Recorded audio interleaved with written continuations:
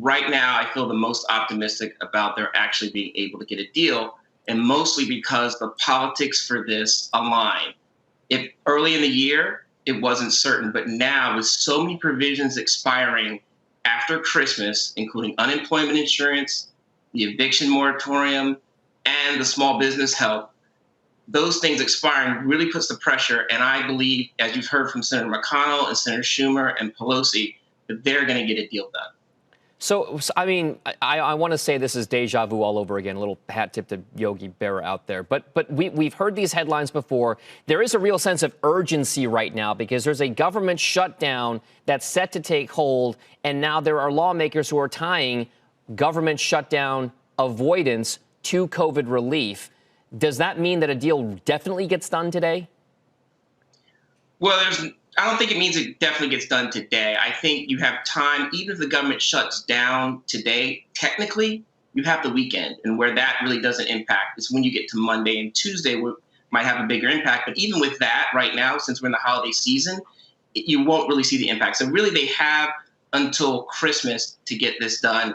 And I really think that because it's in everyone's interest, if you think about it, with the Georgia elections coming up, the senators there are getting attacked in the media about whether or not they're going to get a deal. And so it really would help. And I know if McConnell really wants to win those seats. You have you work for a financial company at Invesco. You run a group that looks at U.S. government affairs. What exactly then does your group look at right now as being the biggest risk for investors coming out of Washington, D.C.? Well, I think the biggest risk for investors is not getting a deal. I mean, right now, if you don't get this deal, the market's already kind of baked this deal in right now. And if Washington is shown as ineffective at this level, it's really tough. Beyond that, beyond Washington, I'd say it's really about the vaccine. It's about, can we get the vaccine out in time? You've heard that on your show multiple times. If by the spring and by the summer, we have a lot of progress on the vaccine, not only does it help us from a health perspective, but it also helps the economy. That's when you can get restaurants open. That's when you get the economy going. And so we're really watching that in the longer term. You mentioned that the markets have fully priced in the expectation of government action right now. That also implies that if they don't act, there will be a market drop. How deep do you think a market drop would be if congressional leaders in the White House do not come to some kind of a deal to both keep the government open and get stimulus out to many of the Americans out there who need it the most? As far as the market drop, I think it'll be shallow, if anything, and temporary, because even if they don't get it, you know they're ultimately going to get a deal. Honestly, Dom, this deal is actually much more important with respect to how individuals out there who are hurting. You and I are on the top side of the K economy. We get to work from home. But for those who are unemployed or those who actually have to get out and go to work and under hardship conditions, that's really it's impacting. So this is the part that's impacting lives. I think the markets are going to be fine overall. All right. So you mentioned the K-shaped. What exactly happens next year under a Biden administration to narrow that K, to make sure that the Americans hardest hit by the economic downturn actually start to get brought up? So you're going to see, if you get this down payment on COVID relief package, he's going to come back, President Biden will come back and try to get COVID stimulus to really get the economy going. He can also work towards infrastructure. That's where he's really going to focus. And the key there is going to be, what's the shape of the Senate? If the Democrats have the Senate, you can see that those packages being larger. If the Republicans maintain the Senate, you can see them being smaller. Also, like I said before, if the vaccine is fully baked and out there across the country and the economy is starting to come alive, you're going to see Republicans argue, hey, we don't really need that big of a package. So those are the things we're watching. Shepard Smith here. Thanks for watching CNBC on YouTube. You know, testing is a double-edged sword. We've tested now 25 people. When you do testing to that extent, you're going to find more people. You're going to find more cases. So I said to my people, slow the testing down, please. The young man's 10 years old. He's got the sniffles.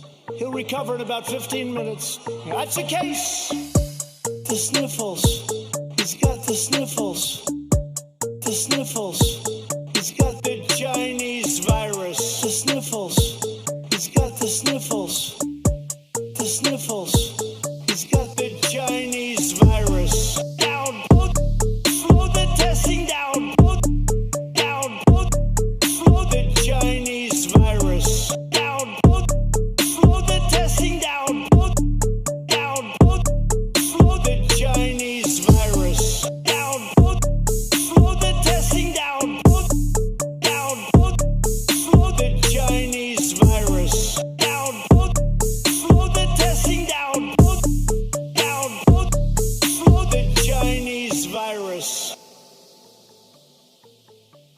Supposing we hit the body with a tremendous disinfectant where it knocks it out in a minute, 1 minute.